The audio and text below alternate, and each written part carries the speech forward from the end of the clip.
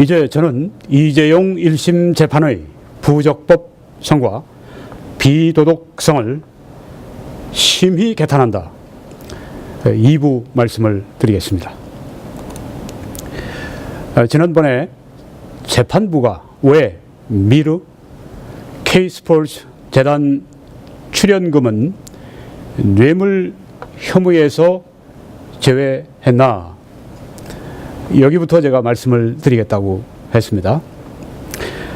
이걸 처음 들으시는 분들은 일부를 꼭 들으셔야 되겠습니다. 자, 여기에 대한 설명을 지난번 드린 것 가운데서 다시금 기억하고 지나가겠습니다. 특검은 이재용이 433억 원을 박 대통령에게 뇌물을 주었다. 그 세 가지의 그 명세서가 있습니다. 첫째, 정유라 승마 지원으로 213억을 주었는데 이게 박 대통령에게 준 뇌물이다. 그리고 미르 K스포츠 재단 출연금 204억을 삼성이 냈는데 그것도 이재용 부회장이 박근혜 대통령에게 준 뇌물이다. 그리고 한국 동계 스포츠 영재센터 지원금 16억을 또 삼성이 냈는데 그것도 역시 이재용이 박근혜에게 준 뇌물이다. 이렇게 기소를 했습니다. 법원은 이렇게 보았습니다.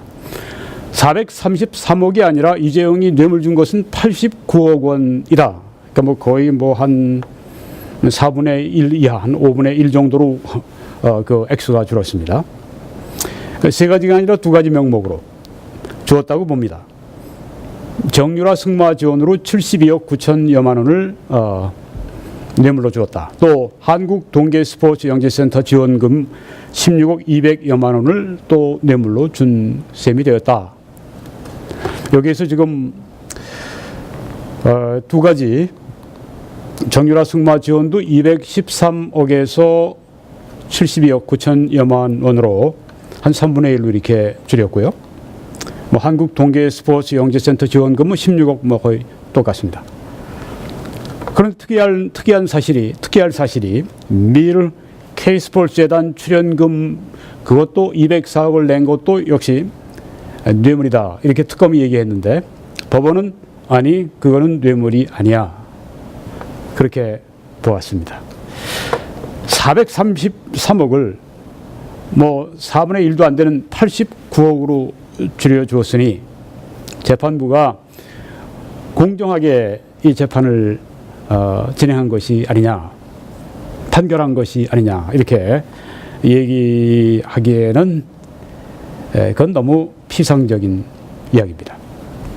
자, 그러면 왜 재판부가 미르 K스포츠 재단 출연금 삼성이 냈는데, 삼성뿐 아니라 다른 모든 대기업들이 함께 이 출연금을 내었는데 왜 세 가지 항목 가운데서 미르 K스포츠 재단 출연금은 뇌물 혐의가 아니다, 이렇게 뇌물 혐의에서 제외했는가 하는 것입니다.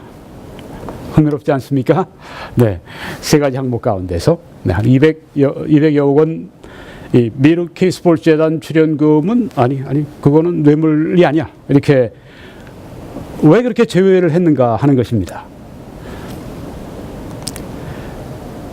조선일보 사설에서 이런 제목의 글이 8월 26일 날 있었습니다. 이재용 5년형 선고 이유가 마음속 청탁이라니.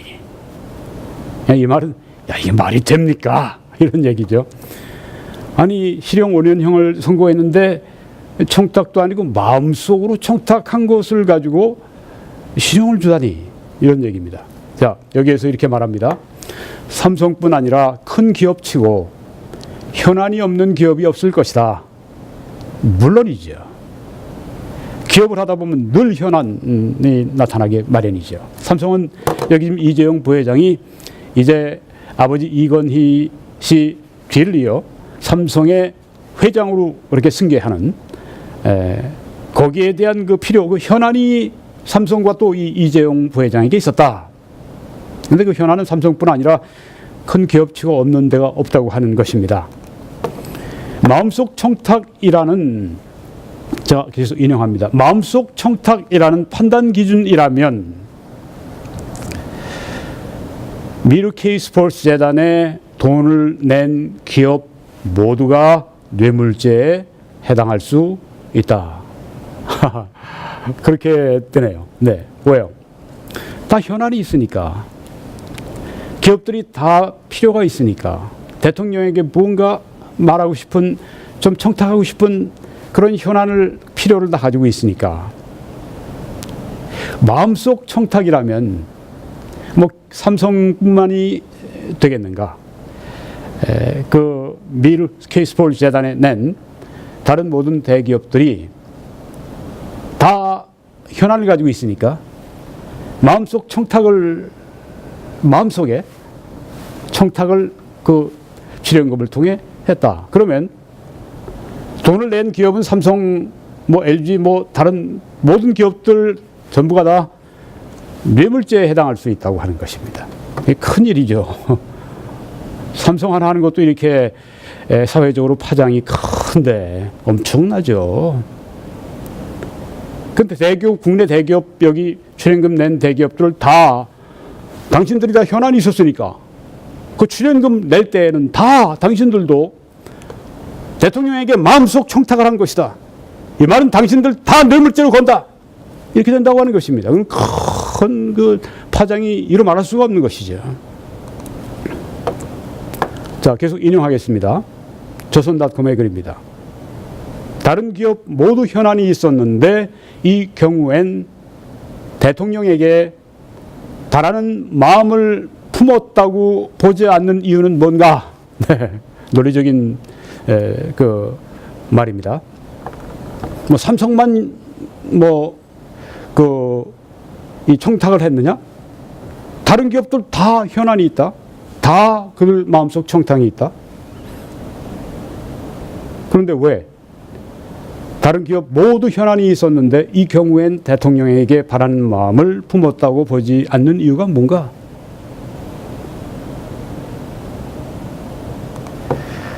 이 부회장에 대해 이 부분만 뇌물에서 제외한 것은 법리 때문이 아니라 다른 기업 전체를 뇌물죄로 모는 데 대한 부담 때문이 아닌가. 이 부회장을 만약에 삼성이 현안이 있고 당신이 필요가 있기 때문에, 이 부회장이 필요가 있기 때문에 이 미르 K 스포츠 재단의 출연금을 당신이 냈을 때 그것은 박 대통령에게 청탁을 한 것이다. 뇌물 준 것이다. 이렇게 뇌물죄로 때린다면 미르 K 스포츠 재단에 돈을 낸 다른 모든 대기업 전부가 다 현안이 다 있을 테니까 그들이 또 출연금을 냈을 때 그들도 역시 마음속 청탁을 했고 그들 역시 박근혜 대통령에게 뇌물을 준 것이다. 다 뇌물죄로 걸어 넣어야 된다고 하는 것이죠. 다른 기업 전체를 모두 삼성을 그렇게 재단 출연금, 미르 K 스포츠 재단 출연금 이거를 뇌물죄로 간주하면 다른 기업 전체, 거기에 재단에 출연하는 모든 기업 전체가 뇌물죄로 모는 부담 때문이 아니냐. 그래서 이 미르 K 스포츠 재단 그걸 뇌물죄로 뇌물죄에서 제외한 것이 아니냐. 이렇게 보는 것입니다. 네. 많은 사람들이 그렇게 생각을 왜 안 하겠습니까? 네 번째는 이런 점입니다. 직접적인 증거가 없는 유추 해석, 심정, 판사의 심정에 기초한 판결의 문제점을 말씀을 드리기를 원합니다. 네, 이 사설에서 이재용 5년형 선고 이유가 마음속 청탁이라니 여기에서 이렇게 말합니다. 재판부는 이에 대해 독대에서 박근혜 대통령과 이재용 부회장 독대에서 이 부회장이 박 전 대통령에게 명시적으로 분명히 말로 명시적으로 청탁한 사실은 인정할 수 없다고 했다. 그렇죠. 뭐 대통령도 내가 뇌물 달라고 요구한 적 없었다. 많은 사람이 박 대통령의 진실을 믿습니다. 저도 그 중에 한 사람입니다.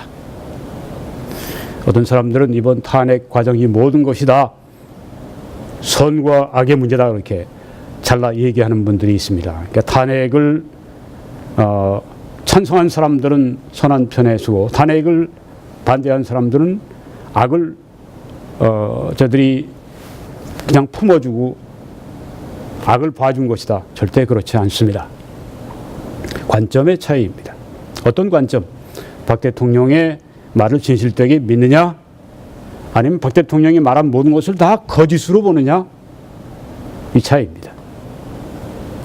박 대통령 거짓말한 게 다 증거가 있습니다. 그래요? 그렇게 쉽게 다 드러납니까? 아직 재판이 진행 중인데 이 재판도 얼마나 지금 신속하게 진행하고 있습니까? 보통 2년, 3년 일반 재판도 그런데 이건 뭐 6개월에 그냥 하려고 얼마나, 증인도 다 제껴버리고 99명 증인 다 제껴버렸다고 그러죠? 이렇게 해서 어떻게 공정한 재판을, 정확한 재판을 칠 수가 있습니까? 여러분이라면 그런 재판에서 피의자가 피고로서 여러분 서 있고 싶으십니까? 저는 절대 그런 그 시스템 안에서 피고로 서 있고 싶지가 않아요. 지금 우리 국내 사정을 잘 알고 있는 미국의 한 유명 변호사가 지금 아주 경멸의 코웃음을 치고 있습니다. 그래? 한국 너희들 시스템이 그래? 어디 한번 두고 보자. 지금 그러고 있습니다. 뭐 국제적인 기준 떠나서 우리끼리 얘기해도 전혀 이런 상황에서 재판을 받고 싶지가 않습니다. 공정하지가 않은데요. 충분한 시간을 드려야죠. 자, 다시 돌아가서 명시적으로 청탁한 사실을 인정할 수 없다고 했다. 뭐 그렇죠, 뭐 당연히. 그러나 이 부회장에게는 경영권 승계라는 현안이 있었고, 이 부회장은 승마 지원이 최순실에 대한 지원이며, 그것은 곧 박 대통령에 대한 금품 제공이라는 점을 인식하고 있었다고 재판부는 판단했다. 자, 이게 무슨 말입니까? 이 말은 이 부회장이 경영권 승계를 위해서 승마 지원을 하면서 박 대통령에게 뇌물을 주었다, 이렇게 재판부가 판단을 한다고 하는 것입니다. 근데 직접적인 증거가 있나요? 전혀 없습니다. 그냥 유추 해석하는 심증, 그 재판부가 그렇게 생각한다고 하는 것입니다. 두 사람 사이에 이심전심으로 묵시적인 부정 청탁을 주고받은 사실이 인정된다는 것이다. 누가 이렇게 생각합니까? 재판부가 이렇게 생각합니다. 그러면 이게 팩트, 사실입니까? 아닙니다. 증거가 없습니다. 직접 증거가 없습니다. 그러면 정황 증거로 볼 때 그렇다고 재판부가 그렇게 여기는 것입니다. 이 증거가 없는 유추 해석입니다. 심증입니다. 여기 문제점을 지금 말씀드리고 있습니다. 왜요? 자, 보면 삼성은 승마 지원을 박 대통령이 요구했을 때 박 대통령에게 뇌물로 주기 위해 승마 지원을 한 것이 아니라 박 대통령이 강력히 요구하기 때문에 그 요구에 대해서 수동적으로 응한 것이지 박 대통령에게 뇌물 준 것이 아니다, 이렇게 말을 했습니다. 물론 재판부는 이것을 아주 깡그리 무시해버렸죠. 거짓말한 것이다, 이렇게 본 것입니다. 이 증인의 주장을, 이 부회장의 주장을 전혀 받아들이지 않았습니다. 여성조선에서 이번에 그 기사가 나왔는데, 구속된 이재용 삼성전자 부회장 재판에서의 말 이런 제목의 기사입니다. 여기 이재용 부회장이 최후 진술한 그런 내용들이 있습니다. 그 중에 한 가지. 제 사익을 위해서나, 이 발언을 할 때 그 기사에 보니까 한 손에는 노트를 쥐고 한 손은 자기를 가리키면서 말했다고 합니다. 제 사익을, 이렇게 했겠죠. 제 사익을 위해서나 개인을 위해서 대통령에게 뭘 부탁한다든지 그런 기대를 한 적은 결코 없습니다. 이렇게 이재용 부회장이 최후 진술을 재판법정에서 했다고 하는 것입니다. 또 하나는, 제가 아무리 못난 놈이라도, 이재용의 진술입니다. 서민의 노후 자금인 국민연금에 손해를 끼치고 그런 욕심을 부렸겠습니까? 너무나 심한 오해이고 정말 억울합니다. 그 기사를 보면 이렇게 하면서 울먹였다고 하는 기사가 나와 있습니다. 국민연금에 삼성전자와 제일모직이 합병하면서 그때 국민연금공단에서 압력을 넣어서 이제 그 합병이 된 것으로 말미암아 이재용 부회장이 삼성의 회장이 되는데 아주 굉장히 그 도움이 되는 그런 사건이었다. 그런데 많은 사람은 그때 국민연금에 엄청난 손해를 끼쳤다. 그렇게 해서 이재용 부회장을 매우 미워하고 증오하는 그런 사람들이 또 있습니다. 네, 거기에 대해서 지금 이야기를 한 겁니다. 너무나 심한 오해고 정말 억울합니다. 이렇게 심경을 밝혔습니다. 그리고 삼성 측이 이런 말을 했습니다. 삼성물산과 제일모직 합병 역시 이 박근혜 대통령과 이재용 부회장이 개인적으로 둘이 이제 독대하는 일주일 전에 이미 이루어진 상태다. 이 삼성물산과 제일모직 합병은 이 부회장을 삼성의 회장으로 되도록 하는 일에 아주 큰 기여를 하는 그런 사건인데, 이렇게 큰 기여를, 사건이 이미 이루어지고 난 다음에 그 다음에 일주일 후에 대통령을 만났는데, 선후관계로 볼 때 승마 지원의 대가라고 볼 수 없다고 하는 것입니다. 이 말은 맞아요. 네, 시간적으로 볼 때 삼성물산 제일모직 합병을 독대한 후에 했다면 뭐 뇌물 그런 얘기를 운운할 수 있지만, 삼성물산 제일모직 합병을 한 것이 둘이 만나기 일주일 전에 이미 됐기 때문에 승마 지원 대가로 박 대통령이 그렇게 그 삼성물산 제일모직이 합병돼서 이재용 부회장이 회장되도록 하는 일에 도왔다, 이렇게 말할 수가 없고, 또 그것 때문에 뇌물을 주었다고 그렇게 말할 수가 없다고 하는 것입니다. 이거는 논리적으로 맞는 얘기입니다. 자, 여기 보면 이재용 유죄 판결문 박 전 대통령 재판의 증거로 채택돼, 조선일보에 8월 30일 날 나온 기사입니다. 여기에 보면 이날 재판에서는 삼성물산 제일모직 합병과 관련해 문형표 전 보건복지부 장관에 대한 증인 신문이 진행됐다.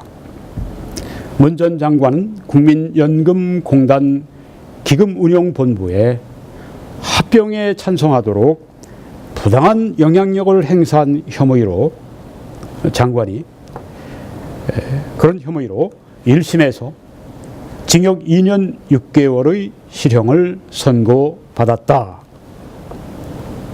문 전 장관은 삼성 합병과 관련해서, 삼성전자와 제일모직이 합병하는 관련해서 박 전 대통령에게 지시를 받거나 보고한 사실이 없다고 증언했다. 이 삼성 합병 문제, 이 부회장을 이제 회장으로 승격시키는 그 문제에 아주 그 결정적인 중요한 역할을 했던 이것, 박 대통령이 아마 도왔다면, 도울 수 있는 일이라면, 이 일이 뭐 글쎄요, 대통령이 이런 일을 도울 수 있을지, 네, 그렇다고 가정합시다. 그런데 이 일과 관련해 박 전 대통령에게 문 전 장관이 지시를 받거나 보고한 사실이 없다고 증언했고, 그는 박 전 대통령은 물론 안종범 전 경제수석 등 청와대의 지시를 받거나 보고한 사실이 없다고 했습니다. 실형을 받으면서까지 자기가 이 이야기를, 양심적인 말을 했다고 봐야 되겠죠. 2주마다 개최되는 국무회의에서도 박 전 대통령은 삼성 합병에 대해 언급하지 않았다고 말했다. 그러니까 삼성 합병 문제와 관련해서 박 대통령이 관여했던 문제는 전혀 없다고 하는 그런 이야기입니다. 그러니까 뇌물 뭐 그런 얘기 전혀, 뭐 그것 때문에 이재용 부회장이 정유라 뭐 그 승마 지원 그걸 이제 했다. 이게 전혀 맞지가 않는 그런 내용이라고 하는 것입니다. 김평우 변호사의 아까 소개한 글에서, 김평우 변호사는 제45대 대한변호사협회장을 지낸 분입니다. 이재용 뇌물죄 유죄 선고는 사법 만행이자 원님 재판, 이 글에서 삼성 회장직 승계는 어디까지나 삼성그룹의 업무이지 대한민국 정부, 특히 대통령의 직무 범위에 속하지 않는다. 삼성그룹의 회장직 승계는 삼성의 주주가 정한다. 삼성 주식의 과반수는 외국인이라고 아는데 어떻게 대한민국 대통령이 삼성 회장직 승계를 결정할 수 있겠나? 정부나 대통령의 업무 권한이 아니니까 삼성에서도 박 대통령에게 청탁할 리가 없다. 그래서 청탁한 적이 없다는 이재용 부회장의 설명은 아주 상식적이다. 그런데 법원은 이런 상식을 다 무시하고 정황으로 보아서 개괄적으로 회장직 승계 문제를 박 대통령이 알면서 만났기 때문에 청탁을 받았다고 억지를 이 재판법정이 부리는 것이다. 그렇게 말을 합니다. 알고 모르고도 본인의 의사나 증거와 관계없이 이 부회장, 박근혜 대통령 청탁 주고받은 그런 거 전혀 없다.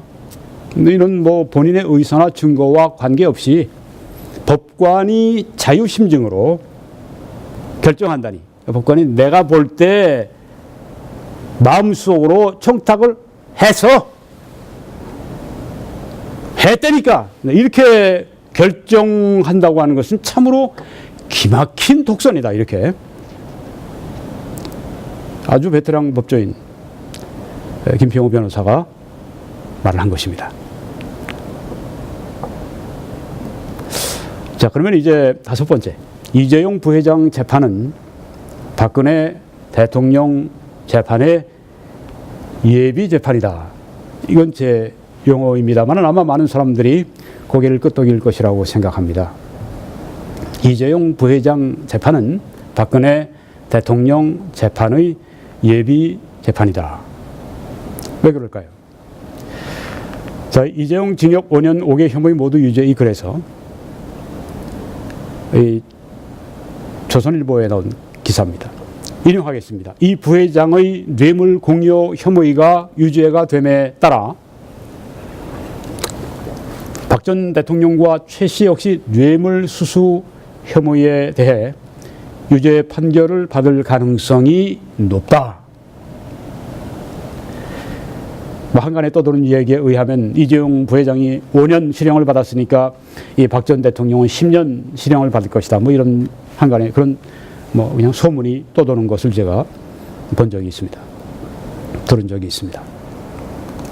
재판부는 박 전 대통령은 이 부회장의 경영권 승계 작업을 삼성의 현안으로 인식하고 독대를 통해 정유라 씨에 대한 승마 지원과 영재센터 지원을 요구했다고 했다. 자, 이 말이 그 사실을 말하는 것 같지만 이 안에 내용을 짚어보면 이런 것입니다. 박 전 대통령은 이제 독대하러 오는 이 부회장이 현안이 있고 필요가 있고, 그래서 이 승계 작업 그걸 가지고 현안을 가지고 있다 인식했다고 하는 겁니다. 그리고 인식한 가운데 정유라 씨에 대한 승마 지원, 영재센터 지원을 하라고 요구했다. 이 말은 결국은 뇌물을 요구한 것이다. 이렇게 지금 재판부에서 실제적으로 그렇게 유추하고 그렇게 해석해 나가는 것입니다. 증거가 없습니다. 이건 심증을 재판부가 그렇게 보는 것입니다. 이처럼 이재용을 뇌물 공여자로 만드는 이유는 무엇입니까? 그것은 박근혜 대통령을 뇌물 수뢰자로 만들기 위한 수순입니다. 이재용이 뇌물을 주었고 박 대통령은 뇌물을 받았다. 이재용이 뇌물을 공여했다고 할 때 박 대통령은 뇌물을 받은 사람으로 된다고 하는 것입니다. 그런데 문제는 박근혜 대통령은 아무리 탈탈 지금 털어봐도 거의 1년은 안 되지만 10개월 털어봐도 돈 받은 게 없습니다. 돈은 최순실이 받았습니다. 그런데 어떻게 박근혜 대통령을 뇌물 수뢰자로 만듭니까? 네, 이렇게 하는 것입니다. 최순실과 박 대통령은 공동 정범이다. 이렇게 법원이 말을 합니다. 이 공동 정범은 어떤 범죄 구성 여건을 갖춘 그 행위, 그걸 공동으로 했다고 하는 것입니다. 그러니까 범죄 행위를 공동으로 했다. 여기에 이 뇌물을 받는 문제를 공동으로 이렇게 했다. 특검은 경제 공동체라는 말을 썼는데 그게 잘 통하지 않으니까. 왜? 박 대통령이 받은 게 없으니까. 박 대통령이 돈 받은 거 없어도 법원에서 한 걸음 더 나간 겁니다.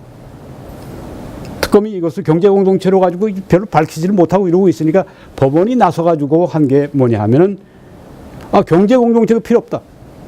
돈을 박 대통령이 받고 안 받고 필요 없다. 최순실과 박 대통령이 이 공동 정범이다. 뇌물죄를 위해서 서로 공모했다. 받은 돈 없을지라도 공모했다. 같이 뇌물죄 그걸 가지고 모의하고 그 공동 정범이다. 자, 공동 정범이 됐으니까 어떻게 됩니까? 돈을 받은 건 없어도 공동 정범이니까 최순실은 돈을 받고 박 대통령은 돈을 안 받았지만 공동 정범으로 몰았기 때문에 이 돈 받지 않은 박 대통령이 이제 뇌물죄로 걸려들게 딱 그렇게 된 것입니다.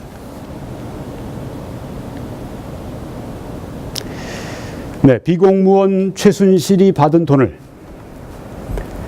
공무원이 돈을 받아야 뇌물죄가 되는데 박 대통령은 공무원이고 최순실은 공무원이 아니고 비공무원 최순실이 받은 돈을 박 대통령이 받은 뇌물로 만들기 위한 방법이 이 법원이 쓴 용어가 공동정범입니다. 자, 그런데 이게 과연 팩트입니까? 증거가 있습니까? 증거가 없습니다. 자, 여기에 보시면 8월 28일에 조선일보에 난 기사입니다. 대통령의 요구 응하면 묵시적인 청탁, 항소심 법리 전쟁 예고.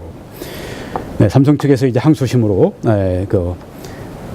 항소심에 싸울 것입니다. 볼만할 겁니다. 대통령의 요구를 응하면 묵시적인 청탁을 한 것인가? 자, 여기 이제 글에서 나온 내용을 인용합니다. 공모는 두 사람이 뇌물을 챙기기 위해서 계획하고 작전을 짜고 역할을 나누어 범행에 나서고 챙긴 뇌물을 나누기로 한 증거가 뒷받침돼야 한다. 증거가 있어야 된다. 그런 말입니다. 고법부장 출신의 한 변호사는 공모 관계가 인정되려면, 자, 여기 박근혜 대통령과 최순실 씨가 이제 공동정범이라고 법원이 찍었는데, 네, 공모했다는 것입니다. 근데 그 공모 관계가 인정되려면 범행의 전 과정을 함께 했다는 것이 입증돼야 한다. 그렇게 말하면서 이번 이재용 1심 판결에 이 박근혜 대통령과 최순실이 공모했을 것이다. 공동정범이다. 공모했을 것이라는 추론에 불과하다. 왜요? 입증이 안 돼 있으니까 추론한 것이라고 하는 것입니다.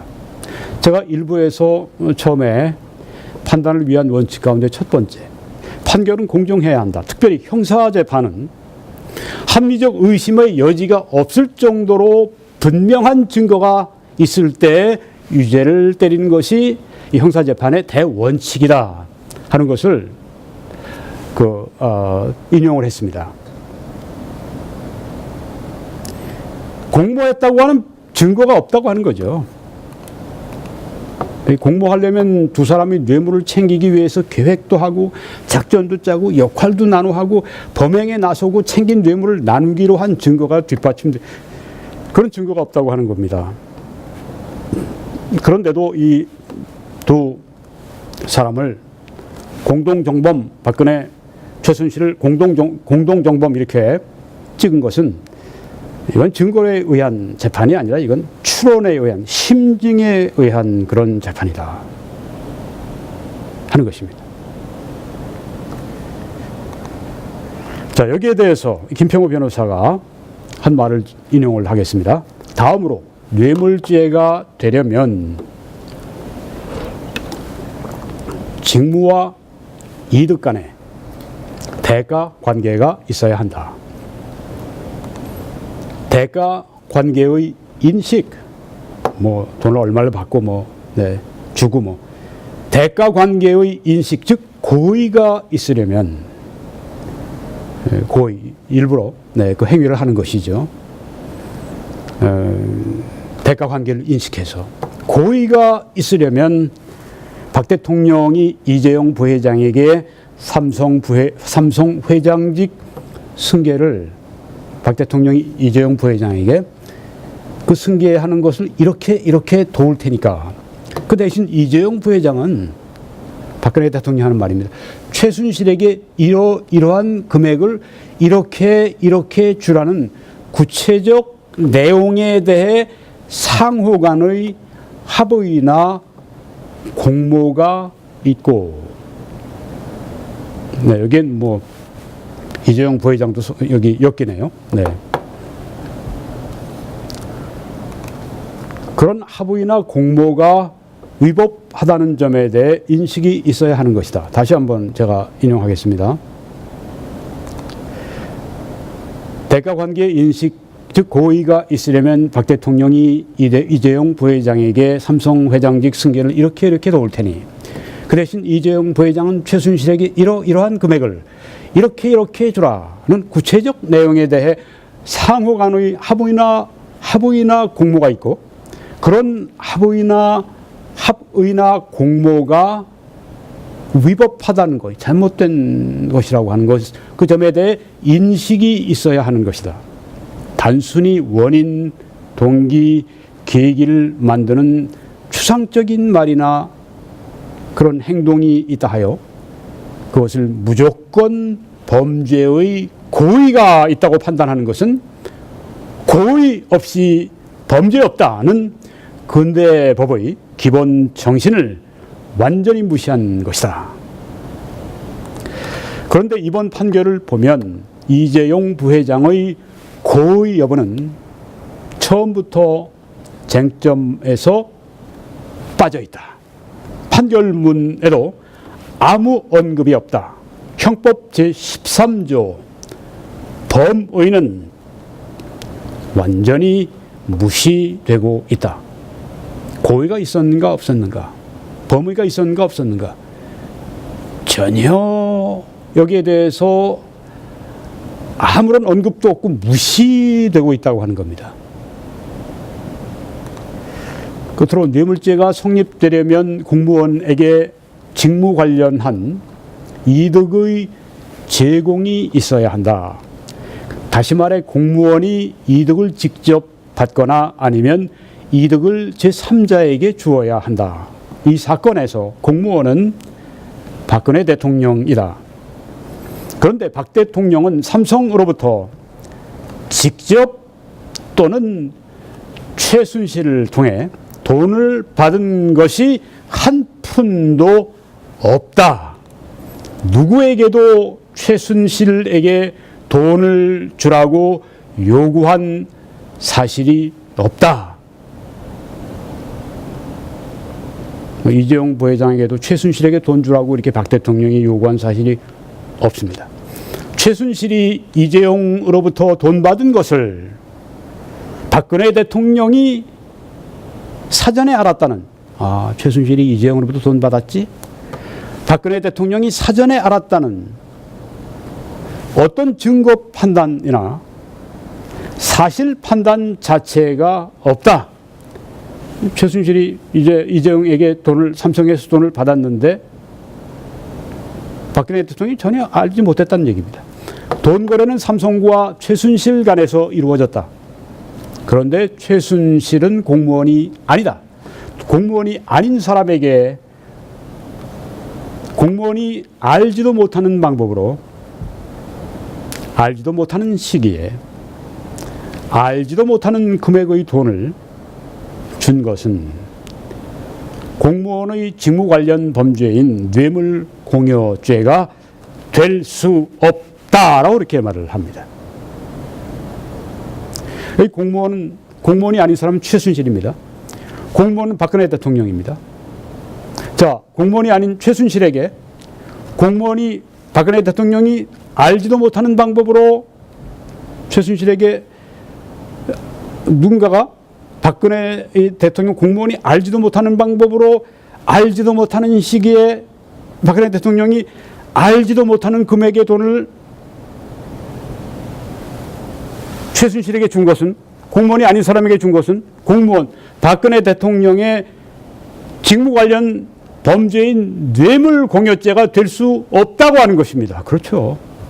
박근혜 대통령이 최순실에게 삼성이 돈을 어떤 방법으로 줬는지, 어떤 때에 줬는지, 어떤 금액의 돈을 줬는지 전혀 모르는데 왜 박근혜 대통령이 뇌물을 받았다고 얘기를 합니까? 안 된다는 것이죠. 자, 계속 김평호 변호사의 말을 인용합니다. 그런데 이런 점들은 판결에서 아예 처음부터 무시되고 있다. 이 부분이 박근혜 대통령을 뇌물수수죄로 얽기 위한 수순인 것 같다.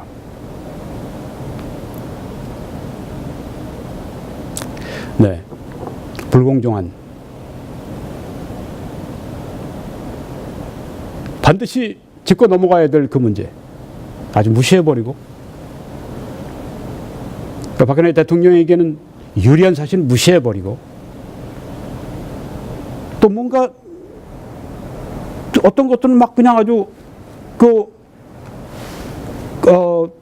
의심하게 만들고, 이건 박근혜 대통령을 뇌물수수죄로 얽기 위한 수순. 누가요? 법원이, 검사, 특검과 함께 아주 무서운 비판을 여기 한 것입니다. 죄가 없는 사람을 뇌물수수죄로 얽어서 그 사람을 정치적으로 생매장시키고 그 사람의 모든 이 권리를 빼앗고 감옥에 쳐놓고 죽을 고생시키고, 이것이 과연 의로운 일입니까? 이게 도덕적인 일입니까? 지금 이것을 여기에 묻고 있는 것입니다. 자, 그러면 이제 박 대통령을 뇌물 수뢰자로 만드는 이유가 뭘까? 법원이 왜 박 대통령을 뇌물 수뢰자로 이렇게 만들기 위해서 이재용 부회장을 뇌물 공여자로, 그 다음에 그 돈 받은 사람은 최순실인데 박 대통령은 받은 바가 전혀 없는데 박 대통령을 뇌물죄로 걸기 위해서 최순실과 공동정범으로, 공동정범 공모했다고 하는 증거가 없이 없는데도 불구하고 그냥 추론해서 그렇게 뇌물 수뢰자로 그렇게 박 대통령을 뇌물 수수한 그 혐의로, 이게 뇌물 수수죄로 이렇게 만들려고 하는 그 이유가 무엇인가? 여기에 대해서 말씀을 드려야 되는데, 요거는 다음번에 제가 3부에서 말씀을 드리도록 하겠습니다. 그리고 하나 더 제가 3부에서 말씀을 드려서 이것을 마치려고 합니다. 다음을 기대해 주시기를 바랍니다.